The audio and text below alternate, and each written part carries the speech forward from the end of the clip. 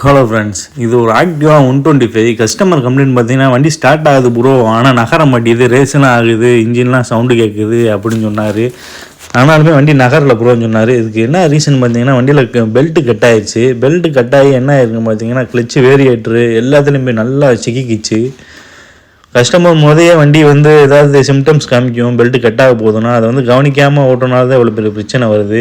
இல்லை இன்னொன்று என்ன நம்ம கவனிக்க வேண்டியது பார்த்தீங்கன்னா அந்த பெல்ட்டோட விலை 500 தான். இது போய் கிராங்குக்குள்ளெல்லாம் மாட்டிக்கிறோம். சில நேரம் முன்னாடி இந்த கிளச்சு வேரியேட்டருக்குள்ளெல்லாம் மாட்டிக்கிச்சுன்னா கிராங்க் பெண்ட் ஆயிரும். இந்த கிராங்க் பெண்டை நம்மளால் வெளியே தட்டி எடுக்கலாம் அப்படின்னு சொல்லுவாங்க. அது தட்டி எடுத்தாலும் அது ஒரு பர்மனன்ட் சொல்யூஷன் கிடையாது, டெம்பரரி சொல்யூஷன் தான்.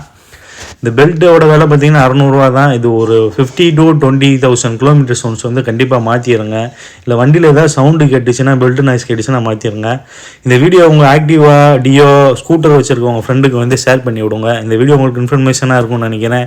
Thank you for